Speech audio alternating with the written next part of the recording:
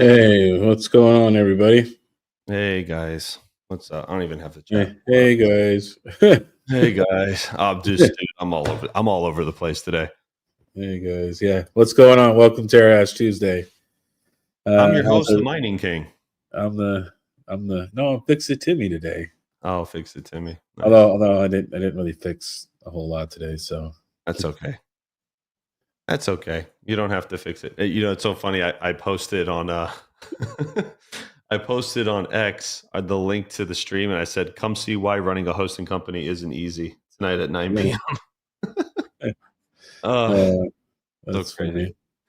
That's funny. Well, appreciate everybody tuning in, man. Thanks for hanging out with us. Yeah, man. How was your day, Hawk? We'll just start there, man, with the basic intros.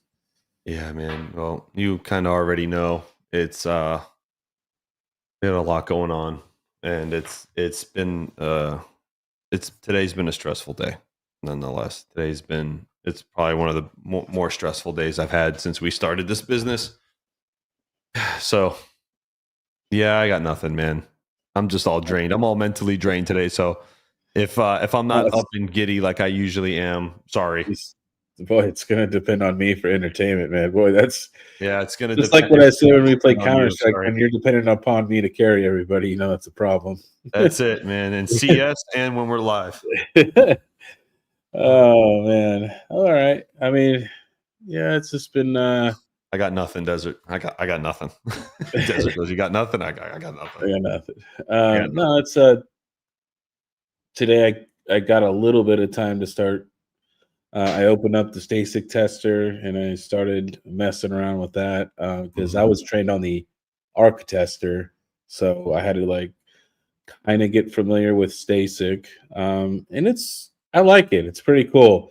I'm not going to say I'm all the way familiar with it, but I know enough to get myself in trouble, right? So did some of that, did some testing on some the boost controllers and some other boards I have here that have just been like crapped out and they've been that way for a while. So I was doing that. I even took off an ASIC chip, which I'm not good at. I'm really bad, and it was terrible. So I have a lots and lots of practice. I need to start practicing a few hours every day at that and just removing the chips and getting better at it because it's definitely like it's kind of like an art form. And yeah, I'm not a Michelangelo. I'm a kid with crayons. You know what I mean? Like it is awful. what you're doing with these ASICs is a craft. It does take finesse, and it takes a lot of time. So, I mean, I would argue and say that it is a craft. You know what I mean? And It is. It it very much takes is. because you got to know what you're doing. I mean, It's acquired. anybody can take apart a car, right? It's putting it back together in the right. You know what I mean? Like with ASICs, it's the same thing. Anybody can unscrew stuff, but then it's like once you need to put it back together, get it running again, that's the true art form, and making sure it runs even better than before, especially with the repair side of stuff. So And it maybe in a little bit I'll show like what it kind of looks like on those S19K like throwaway boards. mhm. Although I did reach out to some people and they're gonna try and fix some of them, but they said don't hold your breath. So Right. so I'm not holding it, but we'll see. I'm gonna send away 5, so we'll see what happens because they're way more skilled than I am. Yeah, Um, it takes time. It's over time you'll learn, and yeah, yeah, so eventually, yeah. So I'm not doing any board level repair for customers yet. So not mhm. until I get some good fixes under my belt, you know what I mean? So it's gonna be probably a good 6 months before I start tackling into people's stuff. Yeah, I feel like it's like riding a motorcycle. Like when I bought my first motorcycle, it was like I had a Ninja 650. It was like a cruiser style, and it's like, oh, this is great. You get used to it. You go around the neighborhood a few times, then you're ready to graduate to the roadway. Then you graduate to I-95, right? And then or the highway. And I feel like ASIC repair is kind of like that. Like right now, you're like circling the neighborhood. You know what I mean? Like you're afraid to do it. Then you get out to the main roads and then the highway, and then you want a Oh, faster motorcycle. today It's like I did same thing. not I did not have the heat settings right, and I kind of forced the chip off. So yeah, I definitely laid the bike over today. It Oh was yeah. it was terrible. Hey, So and you ride, King. You know what I'm talking about. Like no, when it yeah, comes yeah. to getting used to stuff. I need to just get used to setting the heat gun and and all these other settings, using the hot plate, Mhm. finding where I like the settings and stuff, and also like my desk, the workflow is terrible, and I really as I start fixing stuff more, I keep moving stuff around more. So it's like I need to find everything to have its kind of like its perfect place on the desk. Uh, Mhm. so keep just moving stuff. Um, Yeah, I hear you. I'm having a camera malfunction. Hold on a second. like it's set. Looks what is it moving? Yeah. Ah, there we go. Hold on. All right. It's a little Uh, low. Hold on. Digital Ghost. He said here he's replaced the boost circuit and some LDOs on an L3. Oh, there you go. Hey, man, nice, dude. Heck yeah, dude. Hey, my hat's off to anybody who does repair work. You know what I mean? And uh, we are gonna be testing out another repair facility. It's the people who trained me, so we're gonna try these guys out for our clients.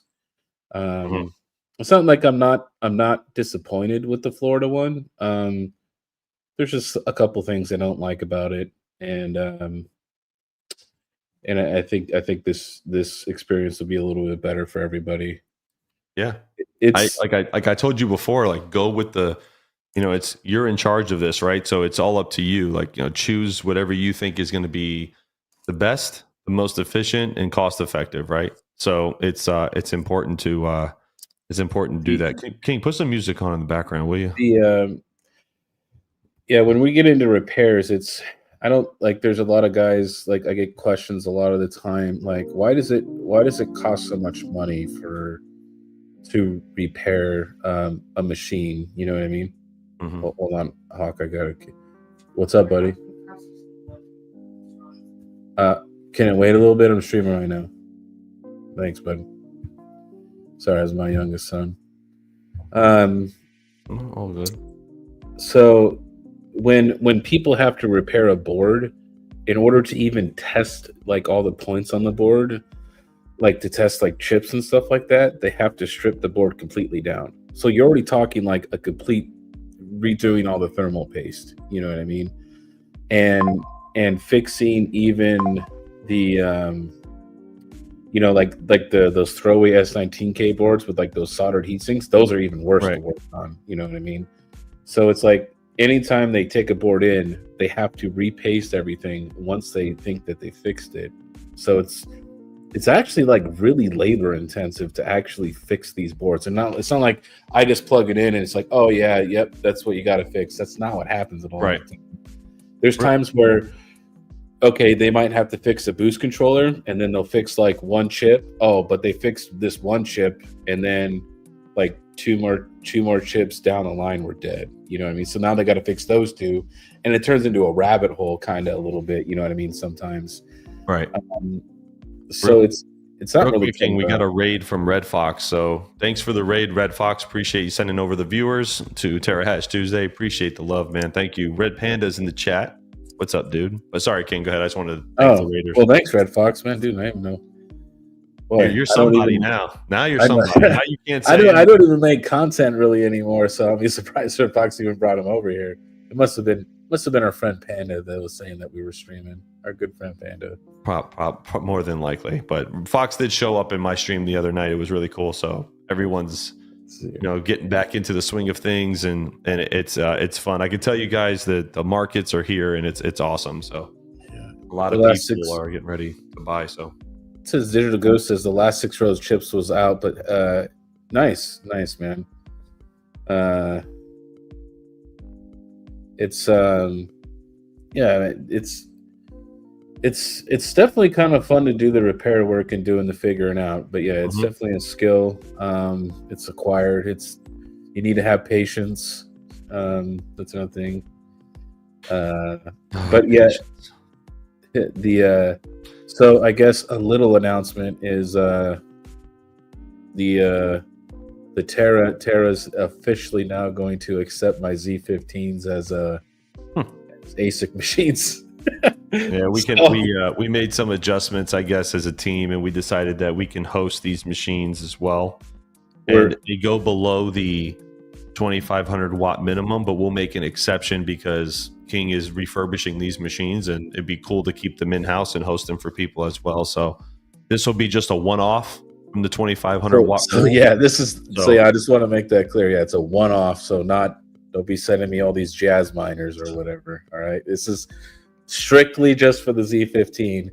And if people are interested in buying some, I do have 6 of my own that I would part ways with that are live right now. So can do that. The Money King. What's this? What's that say? Your alias, a prelude to official launch of if Timmy Coin. No, he's not. No, just say no. No. No. We're not launching a Timmy Coin.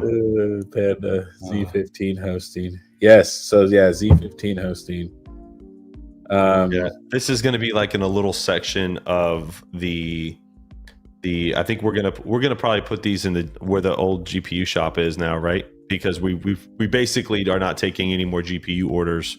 So I think we're just gonna put the Z15s in a small section of that area. Is that what we're gonna do? So I'm gonna work a little more with Luke, and I'm gonna try, and we're gonna, because he already has a 3D printed PSU holder, and what I'm gonna try to do is I'm gonna try to stack the PSUs together. So essentially, like 2 units will become kind of like a brick, kind of like almost like the size of like a regular ASIC, right? Right. That's pretty cool. Is what I'm thinking of. I don't know how well it's gonna work, but I like to play around. But yeah, I think it'll be fine. Like the rates are exactly the same as the other rates are. So I know we haven't dropped our rate yet, but under the current rate, it still follows. 1 is 10 cents, 5 is 9.5 cents, and I don't know what the new rates are. That's kind of hawks. You want to go over the new rate schedule? So the new rate schedule is 1 to 25 will be 8.0875, and then 26 to 50 will be 8.5, and then 51 to 100 will be 8.25 or 825, and then over 100 or anything over 100 is negotiable. Anything over a megawatt is we can discuss and even be better. So like a lot of people ask me, they're like, well, Hawk, like, and we've been getting a lot of new clients, and it's been a blessing. Today's been like, I must have signed up about 8 people today. And well, people ask me like, I see all these other hosting companies, here, this one is for, 8 cents or 7.75, and there's a little bit cheaper, why pay more money? And then we go through the reasons why. And cheap hosting does not mean better service. And a lot of people, will pay the extra cent just to know for sure that there's a face to who's got their stuff. They can call, we do the RMA assistance and all that great stuff. This handsome fellow over here does a lot of cleaning and servicing and making sure everyone stays online. We have a farm of 1,100 units currently. And what do we have? We're less than 1% down at the moment. So it's like aside units out for repair, it's probably under 2%, right around 2%. Sure. And the industry standard is like 5%. So it's like we stay under that, and I was going to say the industry standard is more like 10, but yeah. Yeah, I mean, those, nice. Look at Joker, man. Look at this guy with the big PP energy over here. Look at this. Merry Christmas and Happy New Year. Appreciate you guys. Hey, thanks, Joker. I appreciate you, man. I did answer your question that you had for me in the DM too, so I earned that. I earned that super chat. Yes, so I have about 6 Z50. I think someone asked me how many. I have 6 that are turned on right now. You would just need to pay a reservation to Terra if you're a new client. Mm-hmm. We're doing a special for KiiNG Z15. So the typical the typical ASIC hosting reservation for a higher wattage unit is $200 per ASIC. That can change depending on how many you host, right? Or for the Z15s. We're doing $100 for the Z15s. They're a lower wattage unit. They don't require a lot of setup time. So we're going to try to bring everybody in. It's just a one-time setup cost, and after that, you just get billed on the power for the unit. So it's a little bit cheaper to get involved. Does a current customer of ours, like say if they bought one, would they they would still have to pay that, right? They still have to pay the $100. Yeah. Okay. Yeah.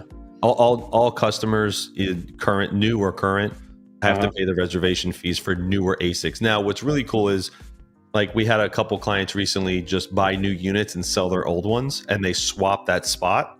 And at that point, we don't charge them a reservation fee because that slot's already been reserved. If the spot's already been occupied, correct? Yeah, I see what you're saying. Okay. You know, but that's pretty much it. I mean, the average uptime at Terra right now is hovering like right around like 98.9. So we're doing okay.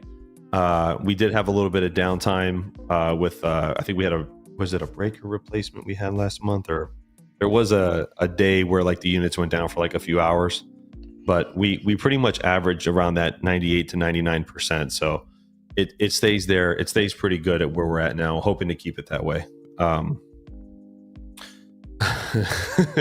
Be more stupid said, Panda, stop making videos. Nobody watches them anyway. He goes, they're all those GPU mining hopium videos. Come on, Panda. I need something else. Speaking about GPU mining, and we'll talk a little bit about, why we stopped taking GPUs. It's just because the risk factor for people that are mining on GPUs is getting a lot higher, because we look at it from also a profitability standpoint, where people go and they say, well, nothing's really profitable right now, but I'm going to pay to mine. And then what happens is that, okay, so we know they're burning money. Nothing's profitable, not even a Leo. And at any moment, these people could turn off, and we have to keep a certain amount of power on at this facility.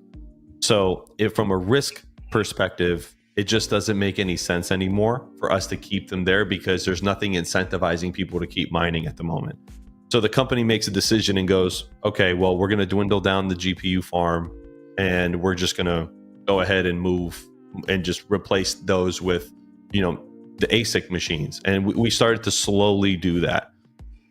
So we're giving everybody ample time to see what they want to do with their units, whether they want to go to another hosting company or they want us to ship them back to them. No problem.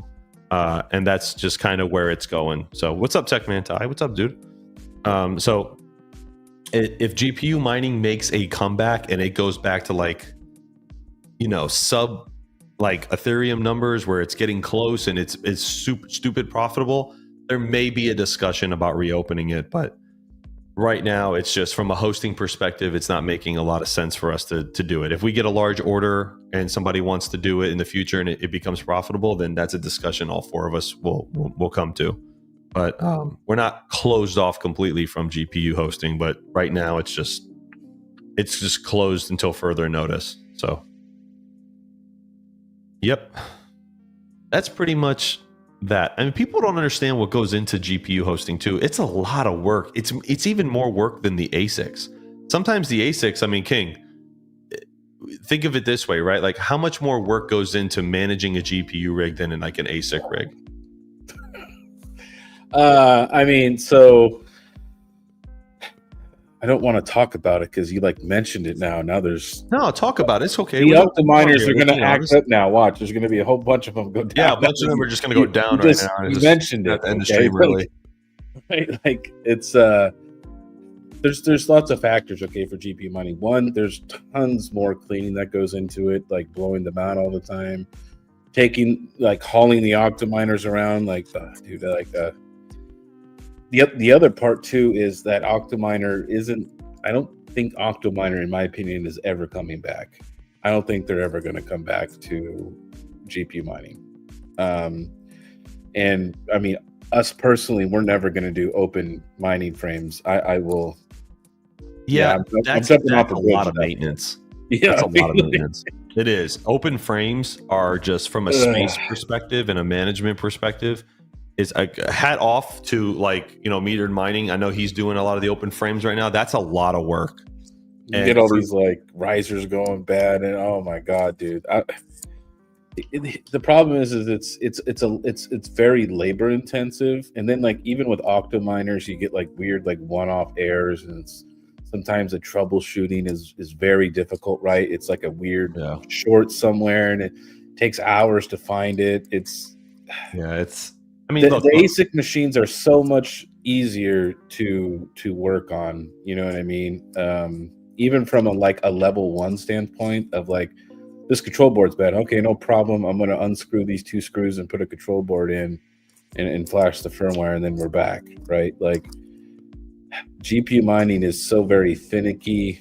And here's the other factor that a big thing that goes into our shop is like the power draw is consistently moving up and down. It is the hardest thing because we have to keep excess power available in the chance that you decide to go from mining dog shit coin that uses 400 watts to mining cat shit coin that uses 2000 watts. All right. Yeah. So it's a very big swing. Yeah. It's all this like ASICs. Hey, it's just boom. It's just there. Right. It's easier to calculate. You know what I mean? It's there's a lot that goes into it. That's the dark side, and a lot of people don't like to talk about the dark side of mining. And I explain this to like new clients, right? And I tell them, they're like, "Oh, this is great! It's making $50 a day. This is going to go forever." And I tell them, like, I put on my Darth Sidious robe went on the Zoom call, and I throw it over. I said, "Now let me tell you the dark side of the mining operations that you don't know." And we talk, and I go through like this whole like spiel about, you know, even with ASIC mining, and I tell people like, look, profitability could change overnight. You know what I mean? And this could do this, and you know, you should know what the risks are if you're getting involved. Because at Terra, I tell everybody all the time, it's not just like you're a client and we're running your machine. It is that, but it's more like a partnership because we can't bill you if this machine's not online. So I tell everybody the incentive is for us to keep the machine online, and that's how we make money. So it's mutually beneficial for both parties, and that's the model that we have, and that's the model that works. A lot of companies think that is too risky. They'll bill you for the slot anyway, whether it's on or not, and total cash grabs. Don't ever do that. So Panda says he's having issues with K7s. I'm going to tell you, the ASICs that I've had the most problems with in the farms, the K7s are K7s. They're the worst made. They were probably the worst made altcoin ASIC Bitmain ever made. And I hate to say that because it's kind of like sold one 2 weeks ago. For the record, though, I did tell him that these units are prone to issues a lot higher than other units. So he still wanted it, no problem. So we sold it. Just quick disclaimer here: this unit is known to have problems. Now they do have a new 66 terahash unit that came out. Hopefully, it's maybe revised and they fixed a lot of the issues that the K7s were having. But yeah, so we'll see how that goes. But again, back on the GPU thing real quick, King, is if GPU mining makes an extraordinary comeback and everybody's like, oh my God, you know what I mean? I'm going to show you guys the light side of it. The fact of the matter is that if it really does come back and it's super profitable and people want hosting, there's a few things that would have to happen at Terra. One, there has to be 2 guys that are hired just to run the GPU operation, right? Not and me. That's not King. Yeah, King is. King will oversee them, but he ain't gonna do that. So I need 2 guys. I'm not even walking in that room. Right. You just tell me how it's going from over there. Yeah. Is it good? Cool. Just call me if you need something. Just yelling across the street, like doesn't even want to walk over there. And so you would need to get 2 guys on rotating schedules, right? You would have to have a farm of at least 4,000 GPUs to make it worth it, right? Because then that's got to supplement the pay for the guys that are there.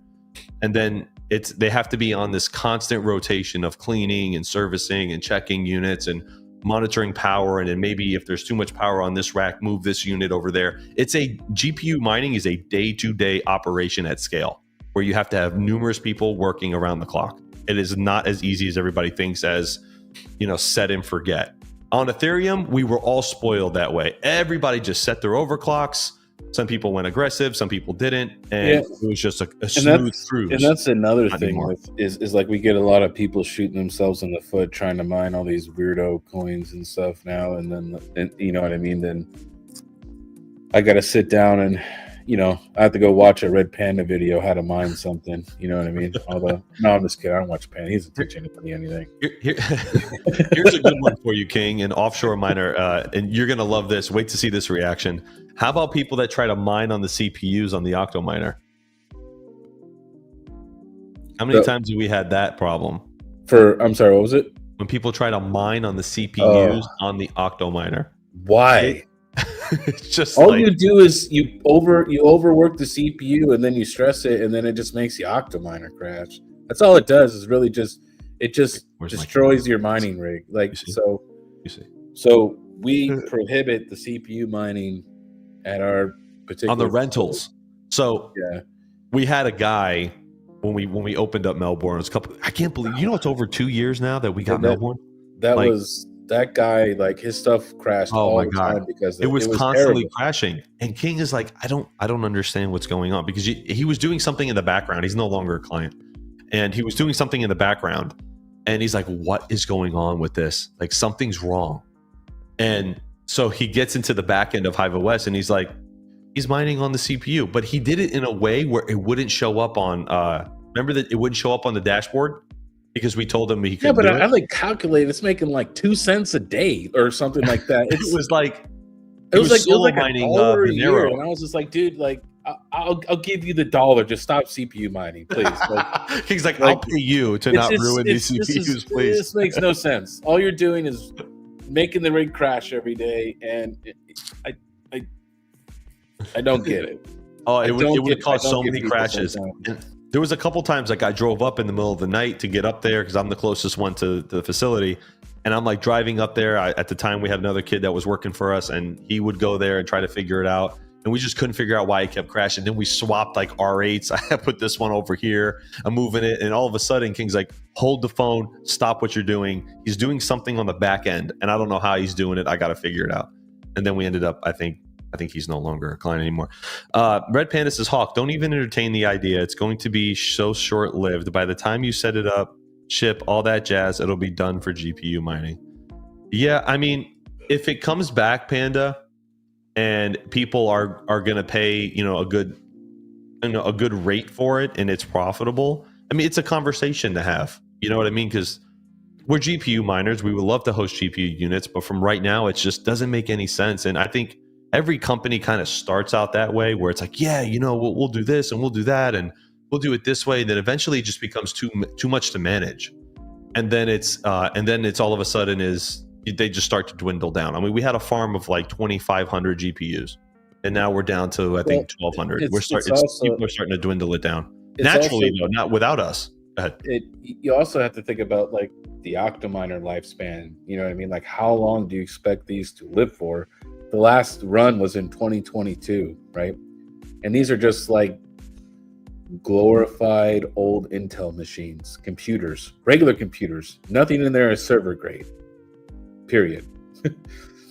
Like, how long do you expect the Octominer to actually last for in open air conditions in a facility? You know what I mean? So it's just like, it becomes like a whole thing. You know what I mean? It's just, so Yusuf asks, Hawk, don't you just sell power? Everything else is on the client? Not necessarily.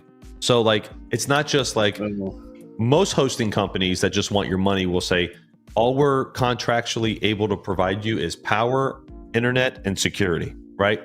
Well, guess what? At Terra, it's not that simple. Like, because if a unit is down or it's not mining, right? Nobody gets charged for that. And that's, for me, we created this policy because, or this, not policy, but like a way of being and how we want to do it, because it's not fair. Like, if I was hosting my unit somewhere and somebody said, oh, well, hey, look, man, sorry, it's not mining. That's not our fault. We'll send you back the unit.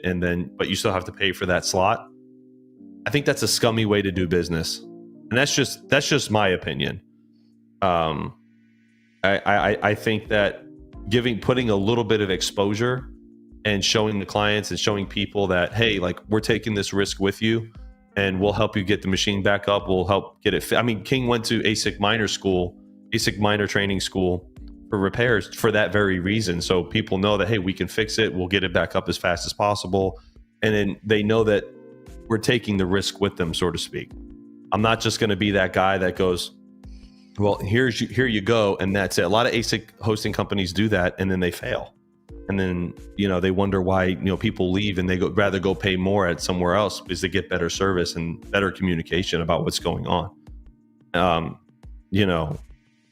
That's just my opinion, but I mean, yeah, essentially it's just providing power and a place where you can securely host your stuff, but long term it's not the best way to run a business, and you want to do things the right way. You want to treat people the right way, treat people the way I would want to be treated if I went to a hosting facility. So what's up, Retro Mike says GPU profitability is currently at what exactly it should be for decentralization. ETH was overpaying for security, and anything at that level incentivizes centralization. Yeah, I hear you. ETH was I think, but like I said, I think ETH spoiled a lot of people, and it's no longer that easy anymore, and it requires time and and the switching of the algorithms constantly and the switching of the coins, it just causes the power to just do that, go like this. And then from a management perspective, if everybody on one shelf overloads 2 PDUs, then you have to move it, and then everyone's switching algorithms because we give you full autonomy to do what you want, but at right now it's just doesn't make any sense. I think he's trolling, King. I think he's totally trolling. Never gonna host those. Oh no, and no use of. We don't use USBs. We use the SSDs. Actually, I've actually had better success with the MSATAs, the little square MSATAs. So far, I've changed some of those recently, and those have been better than the cheap SSDs. At least in my personal experience.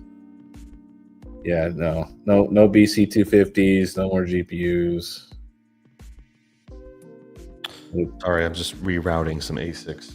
What do we got here? But so far, I am through my palette of Z15s. I got to the bottom of it finally. Nice. So far, we're going to be at a 66% fix rate, but with what Luke currently fixes, because I have about 100 boards out there with Luke, what he brings back, I think our overall fix rate, once he fixes what he could fix, I think we're going to be right around 80%, which is way higher than I ever imagined it would be. So it's been pretty fun, man. It's been good. I'm negotiating right now for the next few pallets, so we'll just keep trucking along there. A lot of people have been asking me what's going on with the DG Home ones. I did have a couple of them ship recently, but a few of them have not. I think we sold like 6 or 7 of them.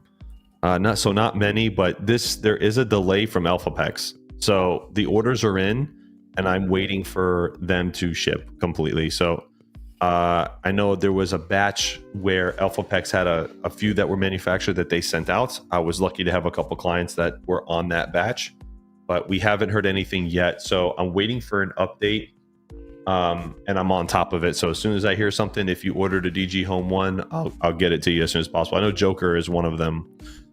He ordered one, and he's on the wait list, and so is Techman Ty. So I'm no, if I didn't know, Techman, I'm sorry. If I didn't message you already, then it's not yours. Sorry.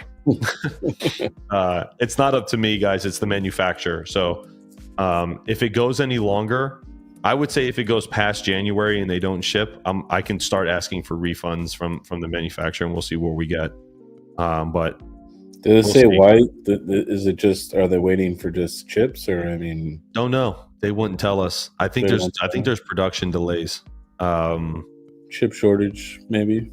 I didn't hear chip shortage. I mean, I don't know. The only thing I was told was there's production delays on this unit. We will ship them out as soon as we can. That's the message. Nice. So we'll see. But yeah, it's I think they're going to be great units too. So I'm waiting for my L9 to get in. That's still waiting for that thing. Mixed. So now we change. Yes. Sorry. So, yep, I think Panda will get the 5090s he wants, no problem. Hey, Panda, question.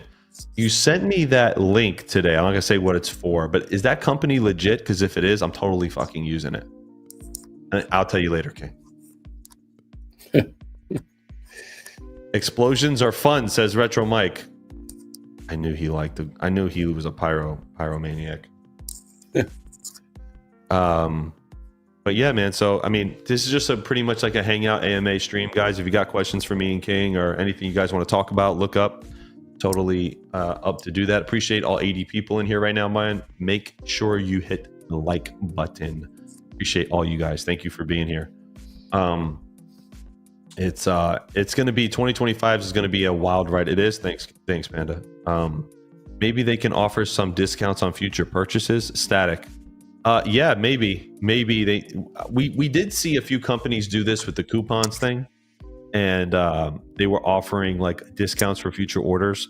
I could, if it goes any longer than January, I could probably argue that for everyone. I would just we have to wait and see, because if they ship this week or next week, then they're kind of in that, you know, pre-ordered time frame.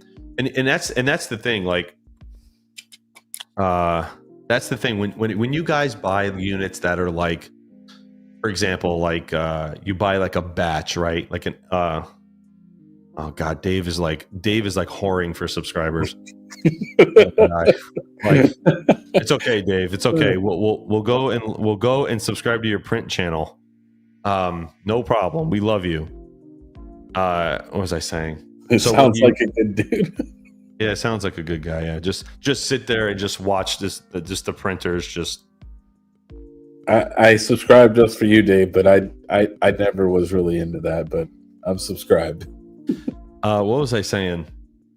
Okay, so when you guys order like batches, right? So a lot of people ordered like the L9 December batch or the L9 January batch.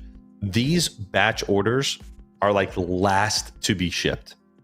And it's like I get these calls, and it's fine. I educate people on it, and you know, and they say, well, we purchased the L9 January batch. Why hasn't it shipped yet? If you're ordering a January batch unit, expect it closer to February, because that's exactly how Bitmain does it.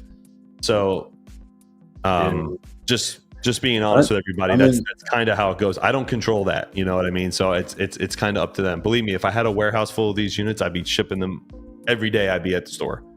So they were saying before Christmas when we purchased in September. Yeah, that's on AlphaPex, man. It's crazy. That's just how it is over there in China, man. They just say one thing and just do whatever they want, kind of. That's what it is. Says, be a smart businessman. Trade subs for cables. You mean trade cables for subs? Is that what you meant? That's what he meant. I mean, there's no shipping delays on Z15s. I'm just saying. Oh my God. King, man, he says he's not a salesman. That's totally a total not a sales. That's a total sales joke. Yeah, I know.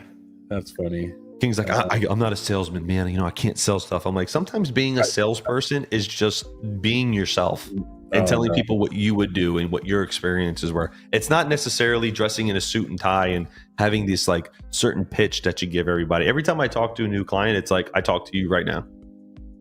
It's the human factor. It's not like you don't want to always sound like you're just trying to sell people stuff. You want to, you know, I legit in the bottom of my heart, I want people to be successful in what they're doing. So that's how I like to talk to people. And if I think it's a bad idea, you heard me today, did you not? When the guy called about hosting those S21s, what did I tell him on the phone?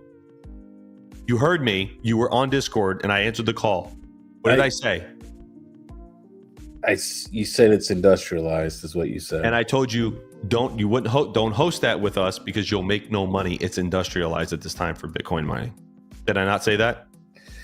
That is true. It is industrialized, and you're not going to see huge gains from Bitcoin mining, but it is more of a steady paycheck than it is for altcoin mining. Altcoin mining is extremely rewarding, but it also carries more risk. And okay, this is like if you were going to fix an S19K or something like that, or like an S21, you're probably going to be between the $200 to $500 range per board. It's not very expensive because there's tens of hundreds of thousands of them made, right? You know what I mean? If you want like an L9 to get fixed, you're spending a few $1,000s on a board, guaranteed. You know what I mean? Like it's going to be way more expensive for a fix. Oh yeah. So there is a trade-off there. Somebody asked me today that what's the most expensive ASIC to fix? And ironically, it's the cheapest one to buy. Isn't that crazy? I mean, the L9 is going to be really expensive, but what do you think is going to be more expensive to fix and chip wise, an AL3 or an L9? L9. Really? You think so? Mm-hmm.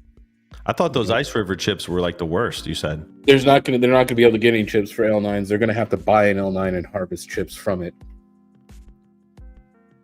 Yusuf says, do L9s? I'm sorry, I wasn't talking about the AL3. I apologize. I'm talking about the KS5.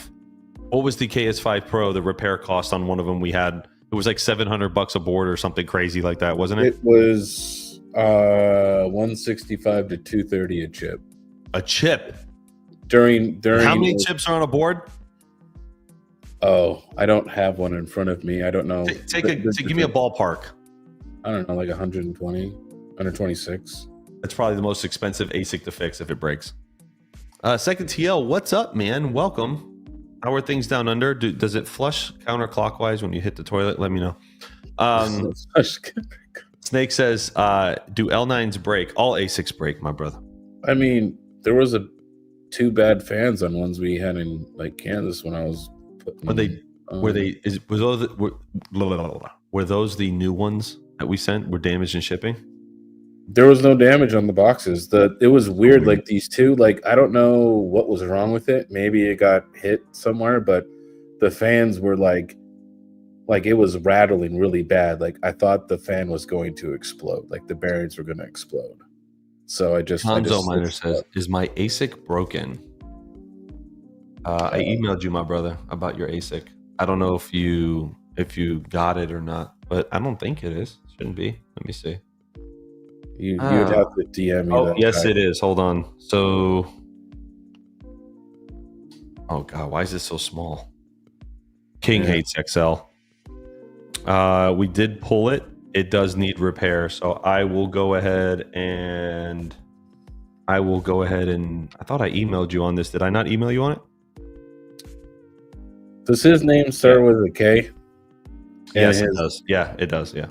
Yeah, I thought that. Yeah, we sent you emails on that, brother. Yeah, it's been pulled since before Christmas. Yeah. So no problem. Yeah, we'll get it up and we'll get it fixed. Yeah. 3 weeks is about right. Yeah, that's when we pulled it because it wasn't mining, it wasn't hashing. So notified you. But it's okay. We could do it in live streams. It's fine. Service all the way around. It's okay. Is this the ASIC that is the cheapest but most expensive to fix? I think the KS5 right now is probably the cheapest one you could probably buy from one of the cheapest ones you could buy, probably one of the most expensive to fix.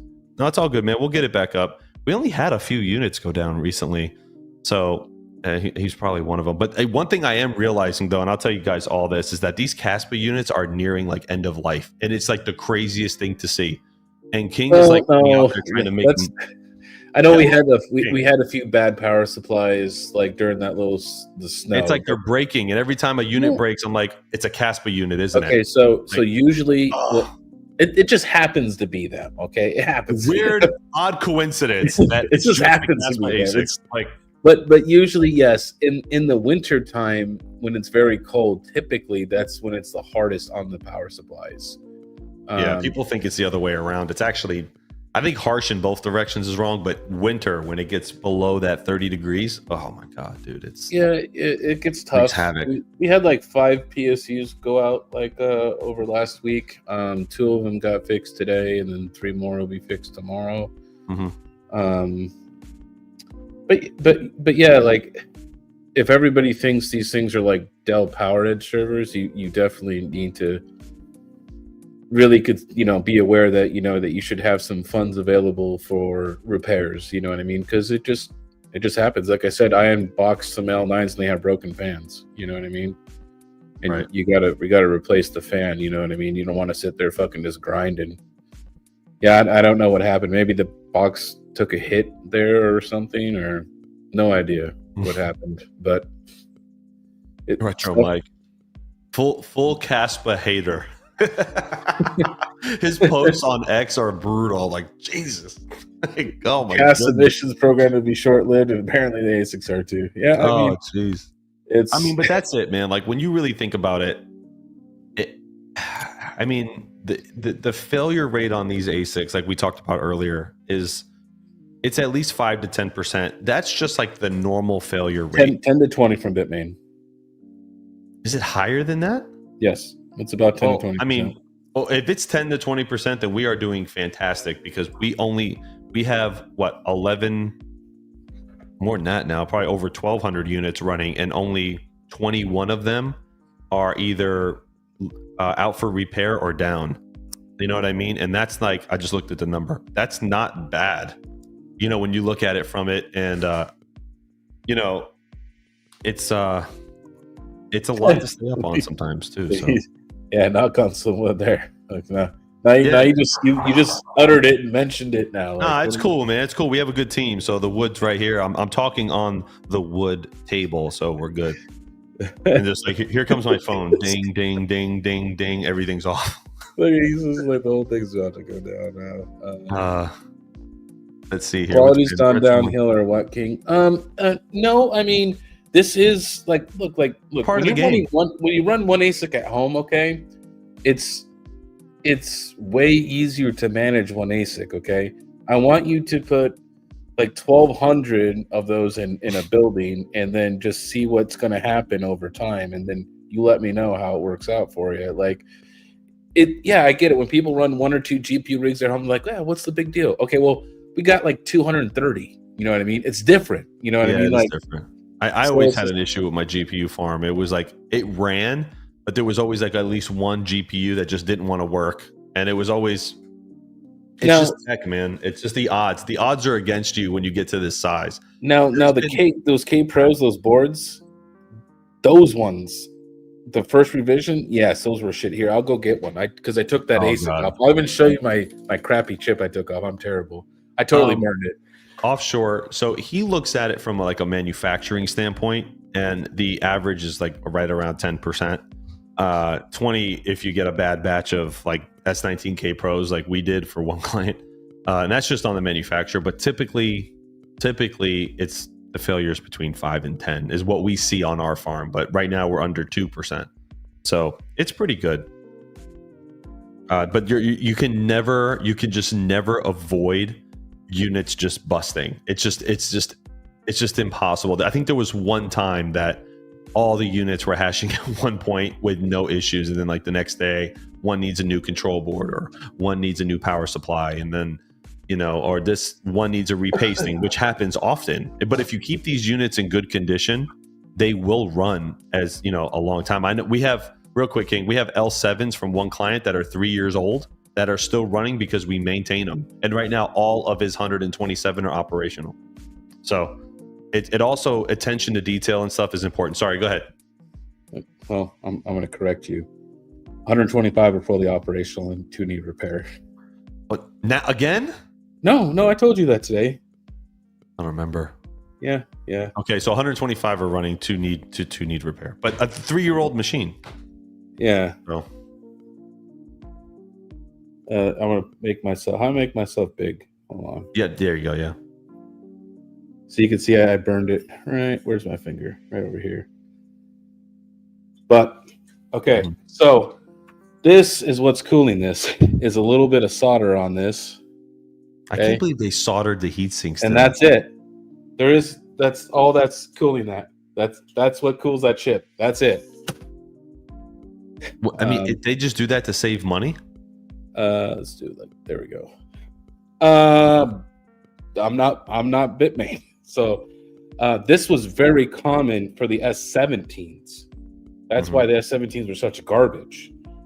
And yeah, I mean, I always wondered why. I'm like, why are the S19K Pros so cheap when they were selling them? And it's there wasn't a lot of work that kind of went into that. They were probably able to mass produce those for significantly cheaper. So what they kind of are is an S19 XP chip that's just tuned down from the factory, because when you put them in high energy mode, they will do what an XP does. Right. Um, Lukewarm will fix it, says Yusuf. Can you fix? I mean, and not that it's worth it, but can you fix a board like that, King? Like, and resolder? Yeah, you're gonna have to reattach this. So yes. So they are fixable, but basically, so if a lot of them were broken and the board was just a nightmare, just they're designed to be thrown away, aren't they? Like you're gonna have to remove every single one. Like if you need a probe down here on this chip, around here, you're gonna have to remove all those heat sinks. You know what I mean? It's What's AIDS. up, Chris? It is AIDS to work on this board. I'm doing it for practice. You know what I mean? That's educational purposes only. 100%. Shout out to what's up, Chris Bagnell. He is hosting his first ASIC ever with us, so appreciate that again, Chris. Hope it's going well. So, yeah. It's sometimes it's like, is it worth the repair? I know a few people had older units, and they asked what the cost was to repair, and then it's worth more than it costs more to repair than the unit is worth, and at that point, So I am working with the new repair site, and we're gonna try and get a little bit better repair rate out of them. And then a lot of the repair places, they don't really give quotes, and it's hard to give a quote because you might go down a rabbit hole, right? You fix one thing, another thing breaks. So we're going to be, this one's going to be kind of a little more telling me kind of what's going on, you know what I mean? And this way we can kind of like educate, not educate, but ask the customer if they want to proceed any further. Most repairs from this repair site will cover 3 to 4 chips in their initial board repair. You know what I mean? So you do get 3 or 4 chips out of it, and they do keep meticulous records. They scan all the serials and they take screenshots of all the logs and everything like that. So the repair work is very hard. It's just think about that. Like if somebody wanted to fix this for you, okay, first off, he's gonna have to put it on the bench. He's gonna have to test this, okay. He's gonna put all his leads on, and then he's gonna use a tester right here, okay. Then he's gonna test wrong hand, the boost controller over here, okay. He's gonna see if that's working, okay. Then he's like, okay, well, chip, there's 77 chips on here, like chip 40 something in the middle here, right around here is all grouped up. So okay, I'm gonna remove 5 of these crappy heat sinks, okay, just to probe there. You know what I mean? And that's just a probe. That's just so you could test all the voltages and stuff to see if it's, if there's anything wrong, and then determine if you need to replace the chip or not. That's the other thing is the thing about this is once these things overheat on this board here, it's garbage because you can't repaste it. You know what I mean?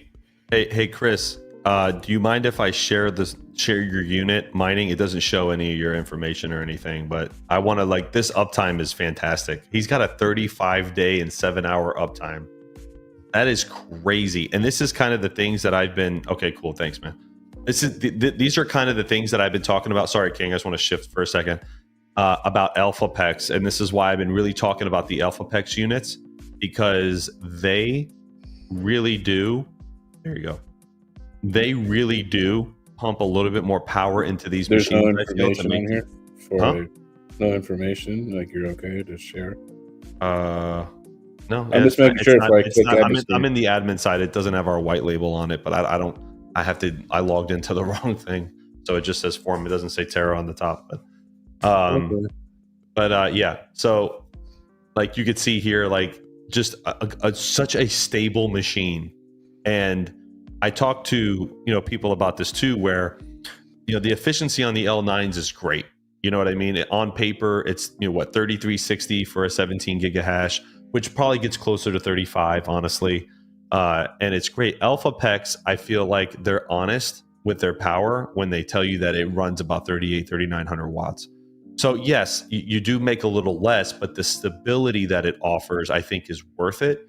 I've talked a lot about the DG1s. I think they're a very well-made machine, and they've been extraordinarily stable. We've only had one issue so far, knock on wood, where a control board had to be replaced. We had it back in less than a week.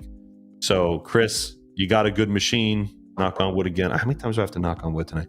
And it's running really, really well. Well, I have parts here at the house to ship out to our sites. So we did make a pretty substantial order for parts. Yep, that's another thing too. So if something happens, we can get it right back up, and within a couple days, we just overnight the part to this facility. And then once the new facility opens, everything will be stored there, which, by the way, we have to place another order for AL3 parts. We have a lot of AL3s now, so we got to get some parts rolling in on those. So that's going to be substantial. I got a guy with, I think I had about 30 of them deployed today. And we have another, I think probably another at least 25 or 30 sitting in the warehouse waiting for deployment. So busy bees. It's going to be a long night for Hawk. Be More Stupid says boost controller. That thing got NOS too. No, so I mean, I'll give you. It's pretty cool. We should get like a little NOS tank and install it on the top of an ASIC. Okay, so this is your power rails. Okay, this is the negative and this is the positive. Okay, right here on this cap. Okay, you could test the boost controller, which is the boost controller is this little black square, which probably is going to be hard to see, which is by my finger. You can see it. Yeah. Okay. So this steps up the voltage, so you could test it here at the cap, right? Okay, and it's going to be between 19 and like 23 volts. If you have something less than that, then you definitely have a boost controller problem. And here's the other thing: is to see like repair shops have to fix that, because let's say they test your boost and your boost is garbage. Okay, well now they got to fix your boost controller before they can even figure out what chips are actually problems. You know what I mean? Because when it says 0 chips, okay, the first thing you're going to go do is you're going to go test for your boost controller. All right, you want to make sure that it's stepping up the voltage to power on your board. So if it's not, then they already have to do a repair, right? You know what I mean? Like a prefix almost, just to get to the real fix. So I think like bringing more education to clients and other people, like how ASIC repair actually works, will help out a lot. Because most people just think it's just like hey, just put a chip in there and it's good. No, that's not really how it works. Right. Yeah, it's important for people to understand it too. So yeah. Sorry, I'm like dealing with like 5 different things here. But yeah, and look, guys, like, no, not trying to scare you on like whether like ASICs will break and stuff, because I mean, there's been people who have never had a broken ASIC. Look at Panda. So, I'm just kidding. So Panda, I'm sure has had really good luck with some of his ASICs, but they do break and it does happen. So it doesn't happen often, and 9 times out of 10 we can fix it. So just point people to Northwest Repair videos; they'll get it. What's up, T-Gig? Good to see you, my brother. Integra Guy, what's up, man? He says, I can attest these boards are not easy to diagnose and fix. They're not. You got to know what you're doing. That I know I was being. Panda says I've been pretty lucky. Yeah, he has. They send him like the best made batch. Like they'll test everything. They're like, yeah, this unit is badass, so we're sending that one. So, yeah. It's so funny because I think Panda did the math the other night, and at Terra, I think we're over 5% of the entire network hash rate for Lithium, which is what we're hosting. I had that thing solo mining. I haven't hit a block in like a week now. Yeah, the hash rate's up there, guys. It's going to get up there, so we definitely need that price to pump and make up. Piranha Cards, what's up, man? Says, what time you think I need to camp out at Best Buy to get a 5090? Oh, dude, don't camp. The camp out days are over, brother. Get a lot. Try to get lucky. Yeah, I mean, they do everything online anyways now, so I mean, it's no point in waiting outside the store. Maybe at Micro Center, I would maybe do that, but Yeah, I mean, think you're only going to be able to get it online, brother. I don't think anyone's going to ever have it in stock. I don't even think Best Buy will stock it for a while. They'll probably just be online orders, right? I mean, I don't know. How much you think? Micro Center will stock it, but I mean, So I'm taking a trip down to Miami, huh? it's gonna. Oh, I mean, Do it. dude, there's gonna be people waiting for days for that thing. You're not gonna. There's gonna be such a limited supply of those things too. Like, Yeah. I'm not even thinking about that for like a year. at No, I don't least. think it'd be a year. I think it'll be like 4 or 5 months Eh, before I'm you get your good. hands on one, probably. I'm good. I got too much stuff, anyways. Yeah. Let's see, offshore. Is there one in Miami? Yeah, they just opened a brand new one in Miami. Yeah. Yeah, they did. But yeah, it's good. How much do you think they'll be at Micro Center? I don't know. It depends. I mean, Nvidia is they say they're gonna retail for $2,000, but they're probably gonna be around the $2,500 mark. Especially if you want like a sub brand like MSI or whatever, you know. Yeah, AIBs are going to be at least 2,500, probably more. Yeah, especially like the like I don't know why, but whenever they make a white GPU, it seems to be like $1,000 more than what it's supposed to be. It's like the craziest thing. Oh, here's a white one. Let's charge $1,000 more. Like, so Micro Center, man, I am glad I got one near me. Yeah, Micro Center is awesome. I haven't seen the one in Miami yet, though. I want to. I think Frank and Mike went down there poaching for stuff. I'm still just rocking my Waterblock 6900 XT, man. I've had it for like 3 years now, and it's. Yeah, I mean, I play 4K. I mean, I don't really have a need to go to something else yet. You know what I mean? I don't know. Other than just wanting the newest stuff, I mean, I don't need one. I painted my 3080 for the Win 3, Luke. I mean, I got a 3090 in this computer right now. It's more than enough for what I play. Like, I think eventually. Oh my god, Panda. Yes, I love it. There you go, Panda. Don't Linus me, dude. Did you see that video? I guess it was from like a year ago when like Linus's career almost just like ended on this podcast. I posted the link in our group chat. It was like the funniest thing, and then I'm not going to get into what he talked about, but it was like whoever his co-host was on the WAN show like saved his ass. It was like the funniest thing. Usually it's Luke. Is that his name? Is that his name, Panda? Yeah, Was that Luke. Yeah, Luke. I guess his name was Luke. He completely like saved. He like saved Linus Tech Tips. Like, what's his name was talking about? Like, yeah, this would have been bad. So, yeah, that's pretty funny. But yeah, the 5090, man. I was kind of impressed watching the keynote from what's his name. I was watching it on Nvidia's YouTube channel. But the 5090, dude, 3 times as fast as the Rizzo. Yeah, that's what. Yeah, Rizzo is about that, and 3 times as fast. But what was interesting was the 5070. They're saying, and I know you call bullshit on this, King, but it was interesting. Oh, bullshit! There's no way the 5070 is doing 4090 stuff. That's what they said. And they said it's. They said like that the last 4090. generation too, and they did a bunch of tests and stuff and proved it wrong. It's not. It's. You think it'll be close? No. Really? No. I don't know. I don't know. I haven't had that much experience. Have that much generational leap that your mid range is like as good as your flagship from previous is a tough feat to do. What would be like the equivalent in the 40 series to a 3090? Because it's not the 4090. So like, what would be the equivalent? Like a 4070 Ti Super? Yeah. I don't know. I'm out of the GPU realm. Oh, I just bought 4090s and that's all I did. Yeah. I don't even look at videos anymore. And the 4090 is still like I'm gonna upgrade to the 5090s eventually from like my my AI stuff that I had to do on the side, but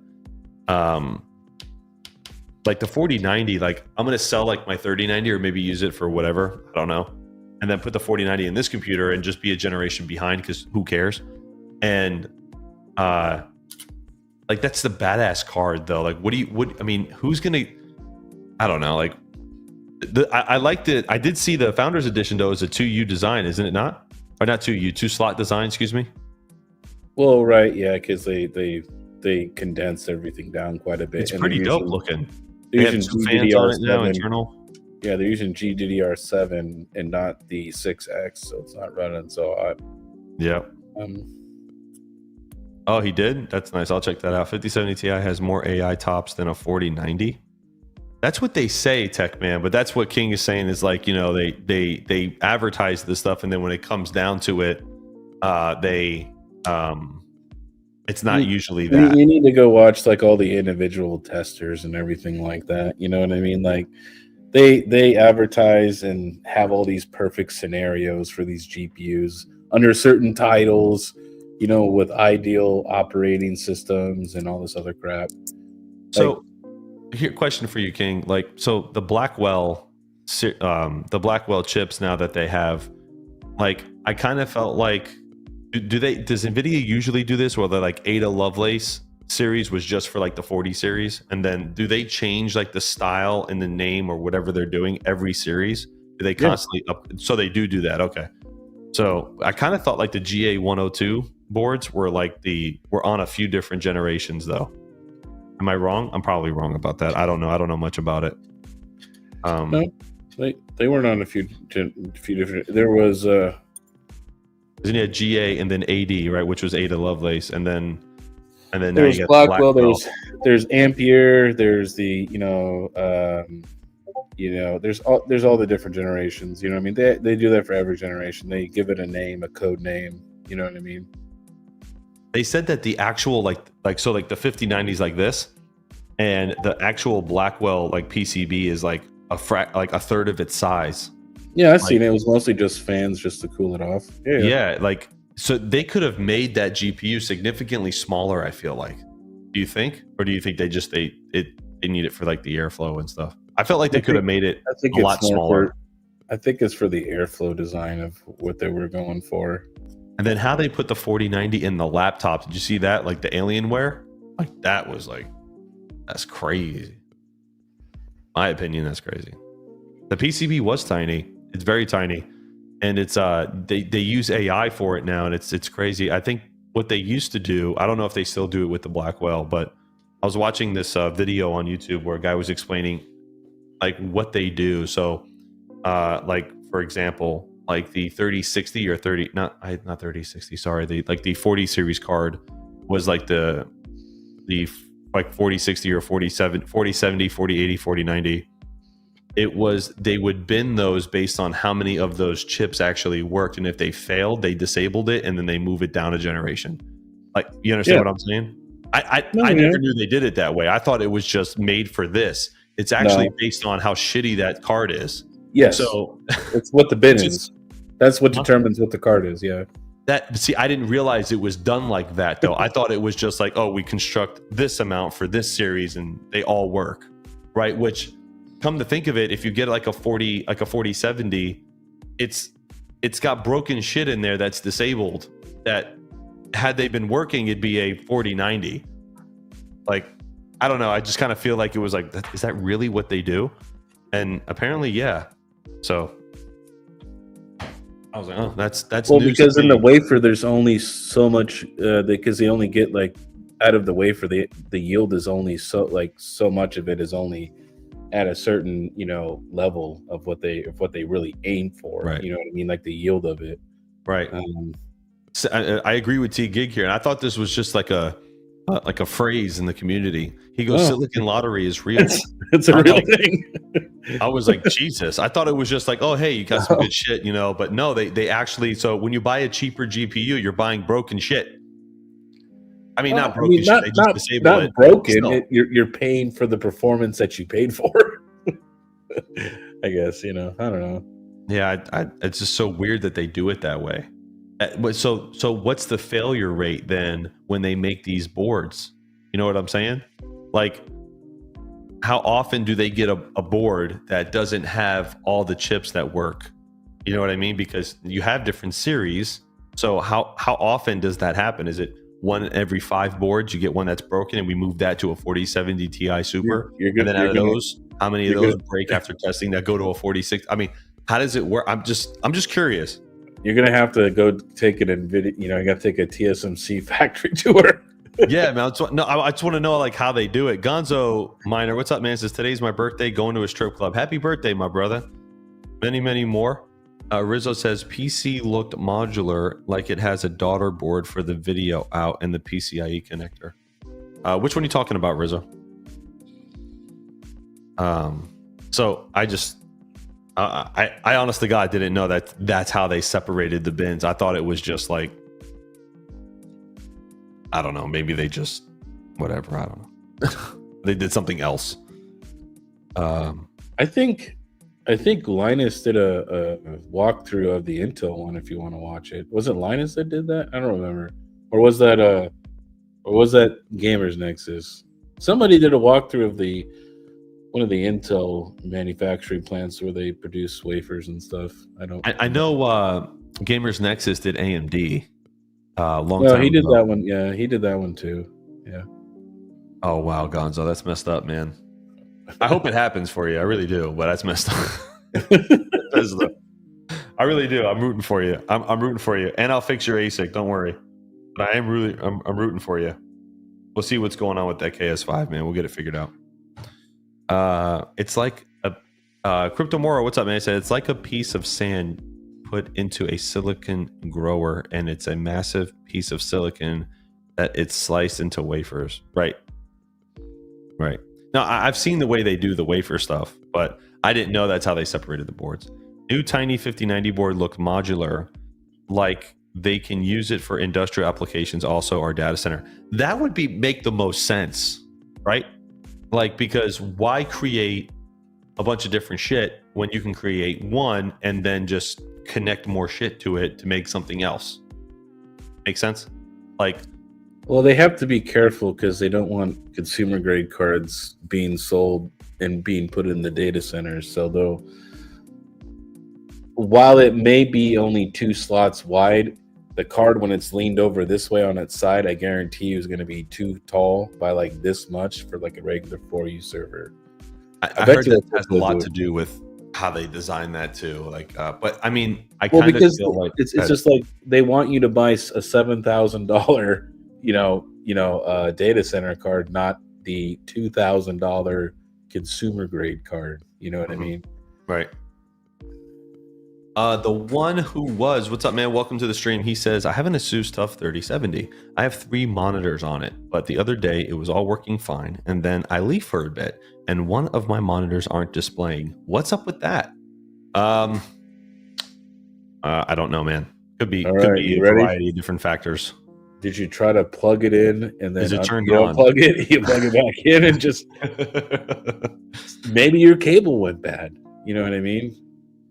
Yeah, maybe it could be the cable went bad. It could be the out. Maybe the I/O on the GPU just stopped working after a while. Or hey, start with the basics. Is it plugged in? Did you accidentally unplug the monitor with your feet?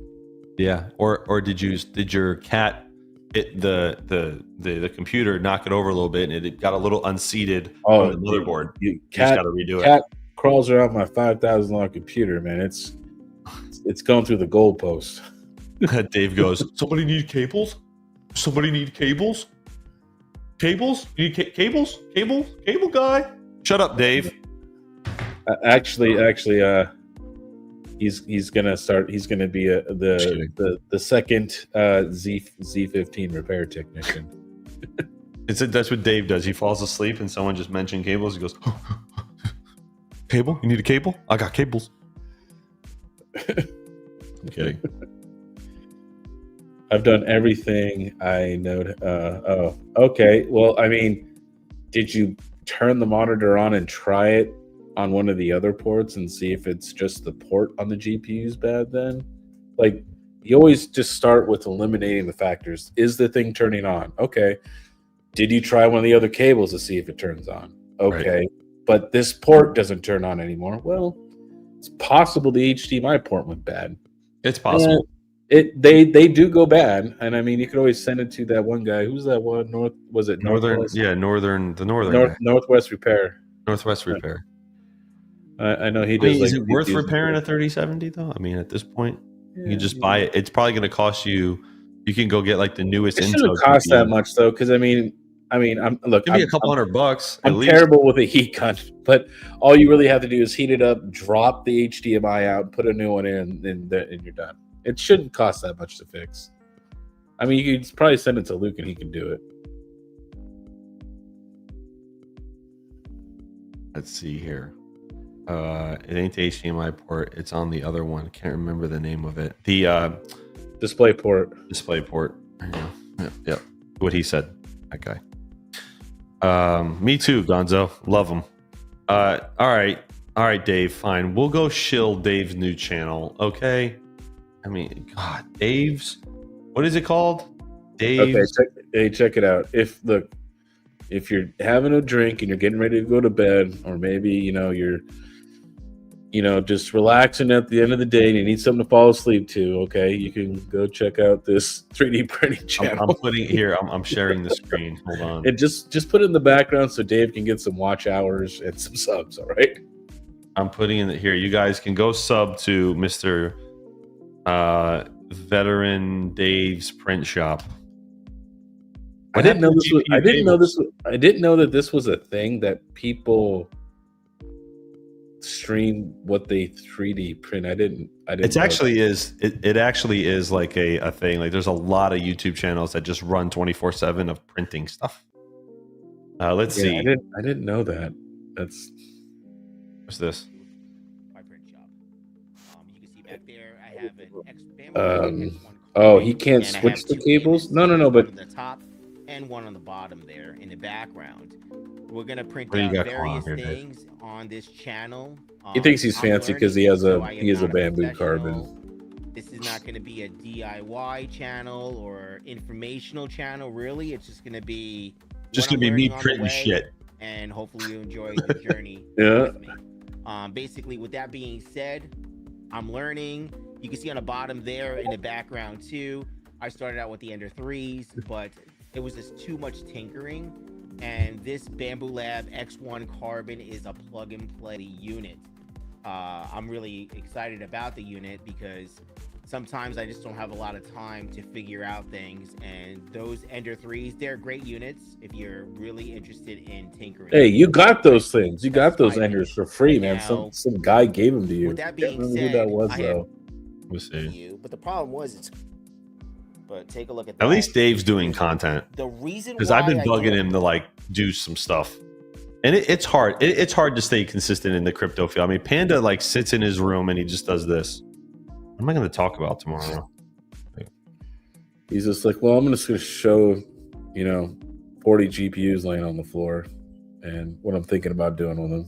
So this is what a stream will look like, guys. So he just kind of sits there and plays this very nice, like calming music, and then you just watch this 3D printer just print something. It's actually like I guarantee you, if I search 3D printing, make sure you guys go subscribe to Mr. Veteran Miner. Okay, he's got 77 subs. We can do better than that. But like if I search like 3D printing, I guarantee you some channel is live and someone's doing it. Let me see. See if we can go videos. How do you get to live streams?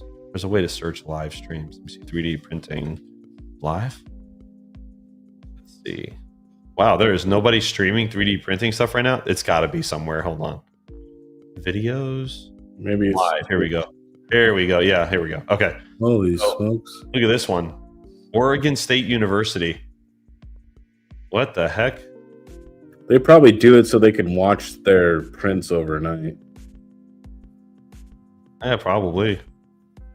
There's like one person watching this, probably us. But like, there's a lot of people who do this. So it is the thing. Printing live. Making content is way too exhausting. What's this one? Here's another one. What is that? Filament doing some stuff? What's that filament doing over? He's probably switching colors. So what happens in the bamboo. So this is what's nice about the bamboo labs. At least the P1S and P1 carbon. I have the P1S that I got myself as my Christmas present to myself. Dave has the carbon, which is the next one up. The nice thing about it is they can automatically switch colors. So what it does is it will extrude out the old color and fill in the new color. So you can actually print multicolors. And with the AMS hub on the Bamboo Labs, you can have 16 colors connected at once. Oh wow! So it's really cool. It's an all-in-one, just one click. Like you just, I don't know. You had to connect like 3 or 4 things when you unbox it, and then you just print. It auto levels. It does everything.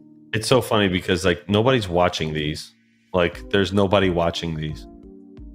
Like Yeah, nobody's watching any of these. I mean, I get it. I mean, if you just want to like put something on and watch. I mean, I don't know. Maybe it's better on Twitch. But I know there's a lot of 3D print channels because I was trying to find ways to 3D print and make some extra money, but everybody and their mother has 3D printers, and I'm not good at CAD work, so I'm not like I paid a guy to make my fan deck for me. I think Dave's gonna print that out tomorrow, I think, or something. So I paid a guy to make my fan deck for me to cool off my hash boards. Yeah, 3D printing's there are some successful print shops out there. Crypto Cloaks, they do a lot of great 3D printed stuff. It can be pretty. I mean, it can be pretty lucrative, but you have to be able to design your own stuff. You have to market the stuff, sell it. You know what I mean, on like Etsy and other platforms, Shopify, and all that stuff. Here you go. I shared my screen. This is Crypto Cloaks. This is the guy who was one of my first sponsors on my YouTube channel, actually. And he runs this massive printing company. He does like all these cool like Bitcoin things. Like, oh, this is pretty dope. Look at this. Like he's the one that made that giant 3D printed Bitcoin chain that I had sent it to me. Chain, yeah. Yeah, he does a lot of cool like cool stuff. What's home mining? What's he got here? Oh, so he sells like a lot of these shroud stuff. Nice. I got my mining pants. It's pretty cool. So yeah, there's a lot of great. Crypto Cloaks is a good place to go to though if you're looking for like